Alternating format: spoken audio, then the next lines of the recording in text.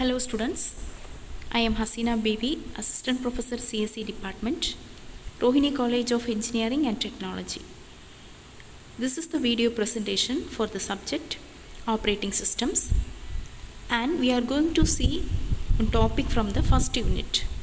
The topic is Memory Hierarchy and Cache Memory Organization. Let us see the objectives of studying this topic. To understand the necessity of memory hierarchy and to analyze the memory performance with the use of cache memory and to understand the cache memory design. Now let us see about the memory hierarchy. Actually, the memory hierarchy is the organization of memories in our computer system. Here it is the hierarchy of memory and storage devices. Okay, the memory, different types of memories are there, like primary memory, secondary memory, cache memories are there. All those memories are organized into different levels so as to increase the performance of the memory system as well as the processor. So this is called, this layered arrangement of different types of memory in a computer system is called as memory hierarchy.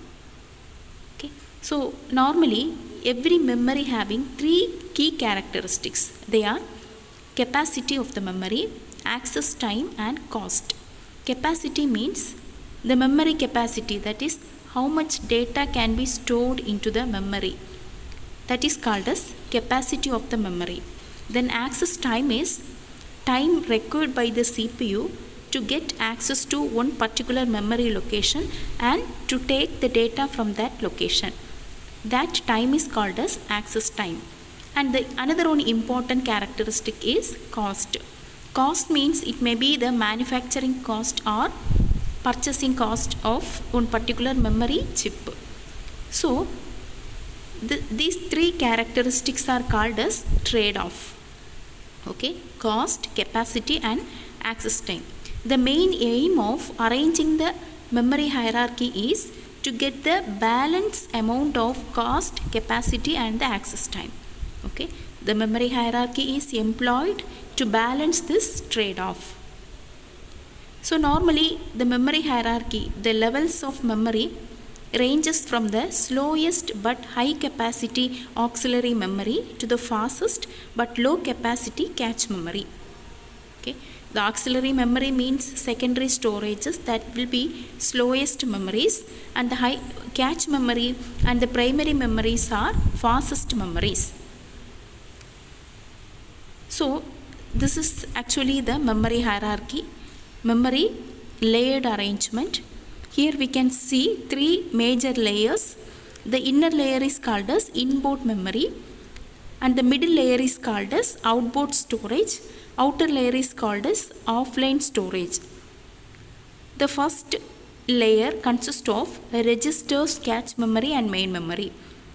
So these memories having more privilege. Registers are nothing but the memory locations present in the CPU. Cache memory is the fast memory placed in between the CPU and the main memory. Next, primary memory will be there. These three important memories, fastest memories, are considered in the first layer. Then the intermediate layer consists of all the secondary storage devices, and the third layer consists of magnetic tape. So when we go down from the hierarchy, when we go from top to bottom in the hierarchy, the following things will happen. That is, cost per bit will be decreased. When we go from top layer of memory to the bottom layer, the cost per bit will be decreased and the capacity will be increased. Also, the access time will be increased. But the frequency of access to the memory by the processor will be decreased. We all know the processor always will access the primary memory for its execution. So the frequency of access to the lowest level is very low when compared to the first level, isn't it? So these are all the features occur when we go through the different layers. So thus Smaller, more expensive, faster memories are supplemented by larger, cheap and slower memories. So in this particular layered organization, the main objective of this hierarchy is to decrease the frequency of access at lower levels, since the time required to access from the lower levels will be high when compared to the upper levels. Okay, so and one more thing is the size of the memory is lowest at the inner level, top level, and the highest size of the memory will be larger at the lower levels. So the main objective of this hierarchy is to decrease the frequency of access at the lowest level. Suppose the processor has access to levels of memory. Let us assume level 1 contains 1000 bytes and has an access time of 0.1 microseconds. Access time means time required by the processor to access one data or one memory location from the level 1 is 0.1 microseconds, and level 2, the capacity of the level 2 is 1 lakh bytes, and the access time of the level 2 is 1 microseconds. Okay, so in this example itself we can understand the top level will have low capacity and the lower level will have high capacity, but the speed of the top level will be high and the memory speed of the lower level memories will be very low since it's high capacity. So assume that if a byte is to be accessed in level 1, then the processor accesses directly from the level 1. But if the data is present in the level 2, then the byte is first transferred to the level 1. Okay, the data cannot be directly transferred to the CPU processor. From the level 2, the data byte will be at first transferred to the level 1, then only it will be transferred to the processor. So that's why the data accessing from the lowest level will take more time, additional time to reach to the processor.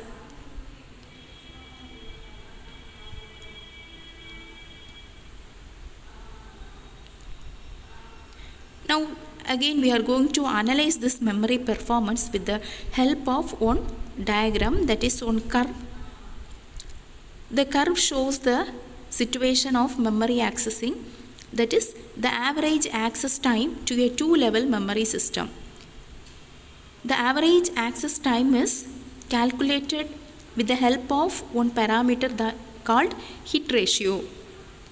Hit ratio is considered with the variable h. Okay, so the h is defined as the fraction of all memory accesses that are found in the faster memory. Faster memory is nothing but the cache memory that is present in between the main memory and the processor. The cache memory is much faster than the main memory. T1 is the access time to the level 1 and T2 is the access time to the level 2. So by applying these parameters in one formula, we can calculate the average memory access time while accessing one particular data in between the level 1 and the level 2 of memories. Now here some values are given. Suppose 95%, suppose the memory access time of the cache is 0.95% or 0.95. Then average access time of the cache memory is 0.1 microseconds. And we already note down the parameters, that is the average memory access time of the level 1 is actually here considered as the cache memory, and the level 2 is the another one memory. Here the average access time of the level 2 is 1 microsecond. So if the hit rate of cache memory is 95%, then the miss rate will be 5%. So when we apply this into the calculation, we will take the values like h value as 0.95 and 1 minus h as 0.05. So when we apply this into the formula, the formula will be hit rate into the average access time of the level 1 cache memory plus miss rate into the average access time of the level 2 memory. And after applying this, we will get the final average memory access time as 0.15 microseconds. So here, when we calculate the access time of the level 2 memory, here 0.1 microseconds plus 1 microseconds. Here why we added the 0.1 microseconds means whenever the data is referred, first of all it will be searched in the level 1 memory. After that, if the data is not present in the level 1 memory, again the searching will be processed on the level 2 and it will be taken from the level 2. So here both timings will be added. The access time of the cache memory have to be added with the access time of level 2 memory. So we have added 0.1 microsecond plus 1 microsecond, and finally we can calculate the average memory access time. So by this method, with the different levels of memory hierarchy, the average access time of the processor can be calculated.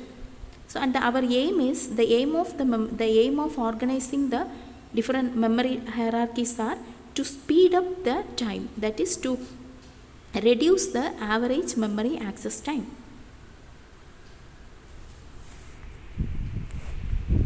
And one more concept behind this is locality of reference, that is, it is the tendency of a processor to access the same set of memory locations repetitively over a short period of time.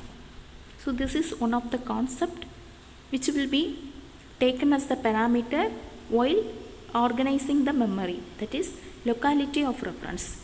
It is actually the how much amount of time the processor is referring the same set of memory location. Okay, how frequently depends upon how frequently processor points to the same memory locations. Okay, and in other words we can say that it is the tendency of a processor to access the same set of memory locations repetitively over a short period of time. And finally we can see that the fastest, smallest and most expensive type of memory consists of the registers internal to the processor. So always processor memories are high speed.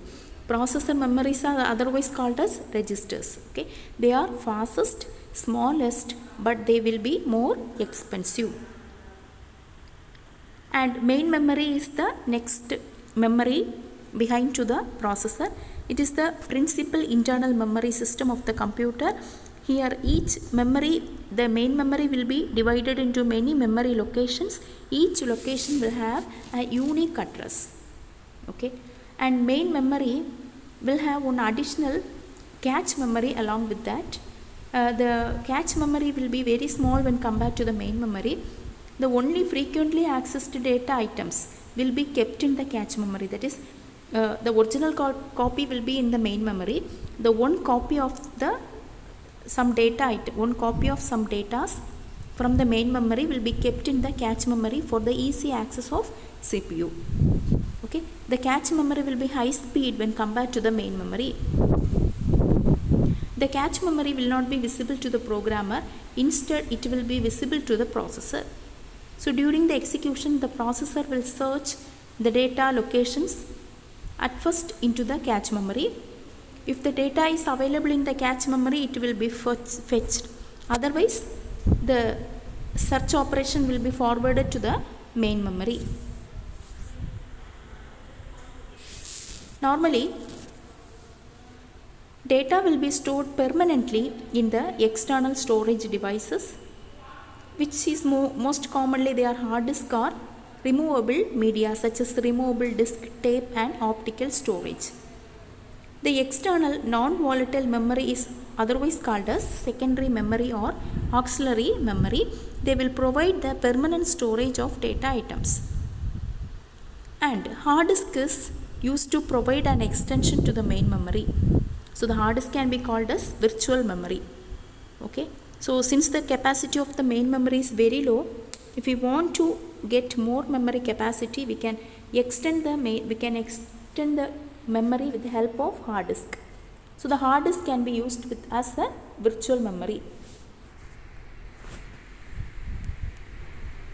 Also, when we use the disk drives in the place of secondary memories, the writes are clustered. That is, instead of many small data transfers, we can transfer huge amount of data as a collection. We can transfer data in a clustered form. Okay, few large blocks of data can be transferred as blocks in case of while we performed with the disk drives. So the disks are used to improve the performance and it minimizes the processor involvement. Now we are moving to the next topic, that is cache memory. Already we told about the cache memory. It is the small fast memory placed in between the processor and the main memory. The basic idea, the main objective of using the cache memory is to increase the performance of the processor. Normally we should understand the performance of the processor is dependent upon the performance of the memory. A processor will execute the instructions more fastly based upon how fastly it can access the data from the memory. If a processor can access the data from the memory fastly, means it can do its operation, it can do its executions more fastly and it can complete the operations. So to help the CPU, the cache memory will be placed. Cache memory will be very small when compared to the main memory. The important data items will be kept in the cache memory. That is, the one copy of the data and the data locations will be kept in the cache memory. Whenever the CPU requests for a memory location, first of all it will be searched in the cache memory. If the required location is present in the cache memory, it is called as cache hit. If the required location is not present in the cache memory, then the searching will be forwarded to the main memory. So in this situation it is called as cache miss. So sometimes, so this is the diagram showing the cache memory. The arrow directions showing the memory reference. The arrow going from the CPU to cache, it indicates the CPU searching for one data into the cache memory. If it is present, it will be retrieved, the particular data will be retrieved to the CPU. It is called as word transfer. Otherwise, the request will be forwarded to the main memory. Definitely the data will be present in the main memory, then it will be retrieved into the CPU. Sometimes more than one cache memories will be used in between the CPU. We told the size of the cache memory will be very low. So since it's low size, only small amount of data can be kept in the cache memory. So to increase the size of the cache memory, different levels of cache memories may be used in between the CPU and the main memory. They are called as level 1 cache, level 2 cache, level 3 cache, etc. Here, the level 2 cache will be higher in size than the level 1 cache. Level 3 cache will be higher in size than the level 2 cache. And the speed will be vary. That is, the level 1 cache memory is fastest than the level 2 cache memory. Level 2 cache memory will be faster than the level 3 cache memory, and the level 3 cache memory will be faster than the main memory.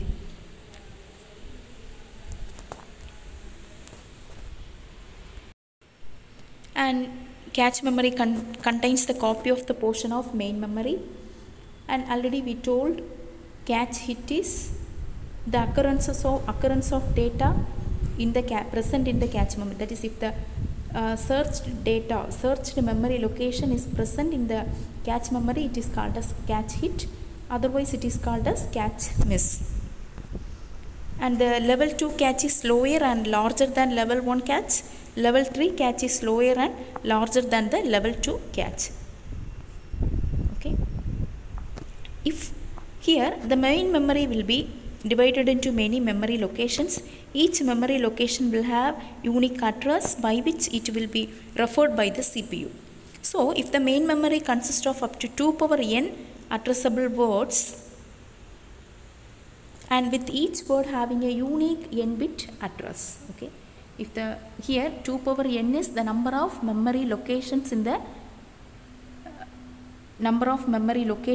the memory, then to address 2 power n locations, there is n to address each and every location, there is n bit addresses will be there. So as like the main memory, the cache memory will also have C number of slots. So each slot will be otherwise called as blocks, and they will consist of k words, k number of words. Okay, each slot consists of k number of words. So here we are seeing the cache memory structure as well as the main memory structure. Here the main memory is divided into number of blocks. Okay, for easily identifying the data items or the memory locations, the main memory is divided into number of blocks. Each block will have the index values to identify the blocks. Okay, similarly from the main memory, some particular number of blocks will be available in the cache memory. The block with the same block number will be organized into the cache memory, and the same memory locations will be maintained in the cache memory. So if one data is present in the cache memory, means definitely it will also be present in the main memory. But in both cache memory as well as main memory, the address of the data should be same, so only the CPU can refer the memory location without any confusion. So in the cache memory, each block consists of 3 fields. Okay, each block consists of, blocks are nothing but the partitions in the memory. So to easily recognize the different memory locations, the total portion is divided into number of blocks.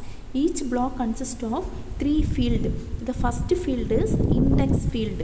Here it is notified as line number. The second field is tag field. Third field is actually data field. Okay, index field consists of block numbers.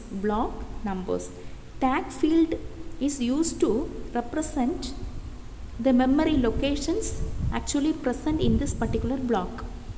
Okay, the data field consists of actual memory locations and the data. So the tag field is used as an index to the data present in the block. What are all the data, what are all the memory locations available in each and every block will be represented in the tag field. Okay, so when the memory is when CPU is sending on memory request, when one particular data is searching in the cache memory, means the block which contains the particular memory location is initially searched in the tag. Initially the particular address will be cross checked in the tag. After confirming the presence of memory location in one particular block, then the inner block in the block will be, again the searching will be performed on the particular block. For example, suppose that we have a 6-bit address, and the 2-bit tag, means the tag value 01 refers to the block of locations with the following addresses 0100. So the first 2 bits are used to refer the tag value. Okay, first 2 bits. If a total size of address size is 6-bit, means the first 2 bit is used to refer the tag value.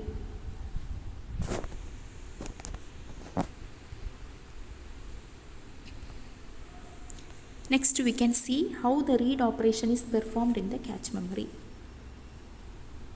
First of all, The process read operation means whenever the processor sending one address to the memory, the corresponding data will be retrieved into the CPU from the memory. This is actually called as read operation. So the processor first of all will send the address of the word. Word is here we are using the word for data. Okay, the address of the data will be generated by the CPU and it will be transferred through the address bus into the first of all to the cache memory, then it will be transferred to the main memory and the corresponding data will be delivered to the processor. This is called as read operation. We can see the read operation with the help of a diagram.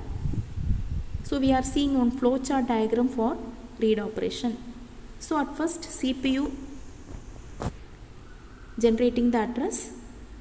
So the memory will receive the address from the CPU, and in the cache memory, initially the cache memory will receive the address from the CPU. Then the cache memory here checking will be performed, that is whether any block of the cache memory containing this particular address. This cross checking will be performed in the cache memory. So if the particular address is not present in any of the blocks, then the same searching will be forwarded to the main memory. Okay, so if the data address is not in the cache memory, the searching operation will be forwarded to the main memory. Here definitely the location will be present in the main memory. So the access the main memory for block containing the RA's address. Now allocate the cache line for memory block. So now one block of the memory will be allocated to the cache memory to put the data, to give the particular data into the cache memory. So the load main memory block into the cache line. Now the main memory block contain the searched data, that is CPU is searching for one memory location. No, the main memory block which consists of that particular data, that particular memory location will be now loaded into the cache memory, and the corresponding data with the particular address RA will be delivered to the CPU now. So here you have to understand one thing.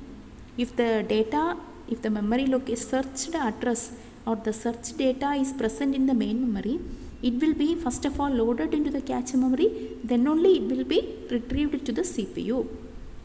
That is we have seen in the diagram. And all of you come back to the previous step. Is block containing RA in cache? If yes, if the block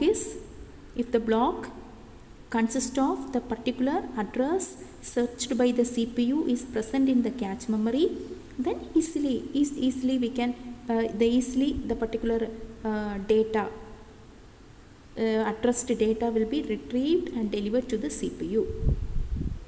So by this the read operation will be performed by the CPU in the cache memory. And the cache design. So when the cache memory is configured, the cache memory will have some parameters. Based upon the parameters, the cache memory will be designed, like cache size, block size, mapping function, replacement algorithm, write policy, number of cache levels, etc. Cache size is directly depend upon the performance. Okay, if the size is low, if the size is less, the speed will be high. That is the proportion. Block size is the unit of data exchanged in between the cache and main memory. Okay, so as the block size increases from very small to large, then the hit ratio will be also increased. Okay, then the mapping function. When a new block of data is read into the cache, the mapping function determines which cache location the block will occupy. So when one new block is coming from the main memory and when the system decides to place a new block from the main memory into the cache memory, the mapping function only decide the area to which the new block will be pasted onto the cache memory. Okay, So this is called as mapping function. So the mapping function always will find the location in the cache memory to put the new blocks from the main memory. Okay. So based upon these parameters, to get the efficient storage and to increase the performance of the CPU and to reduce the memory access time, the cache memory will be configured. Okay, the cache memory will be designed. Also one more thing is the replacement algorithm. Here replacement means already one data is present in the cache memory. If that particular data is no more needed by the CPU, means that location will be replaced with some other data, some other necessary data from the main memory. Okay, the data will be replaced with the data locations present in the cache memory will be replaced with the new memory locations or new data. So this will be performed by the replacement algorithm. So the replacement algorithm commonly used is least recently used replacement algorithm. Okay, so the replacement algorithm will find out the location in the cache memory, will identify the location where the replacements will be performed. And the write policy means how the write operation will be performed.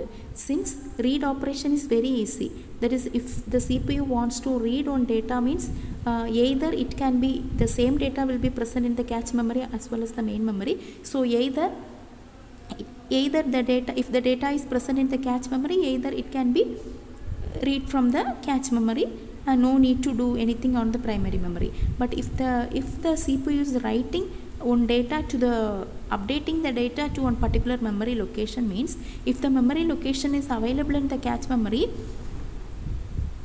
the write have to be done on both in cache memory as well as main memory, isn't it? CPU is going to update on memory location, means update the data of memory location, means the same memory location will also be present in the main memory.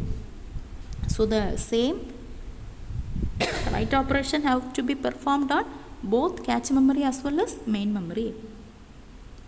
So double time the operation have to be performed. So this is accomplished by using one policy, write back policy. Okay, that is called as write policy. Okay, students, so that's all about the cache memory and the cache memory design. Now we can see the possible university questions. Explain the memory hierarchy in computer system. Describe the cache memory organization. Demonstrate how the read operation is performed in cache memory. Okay, thank you all.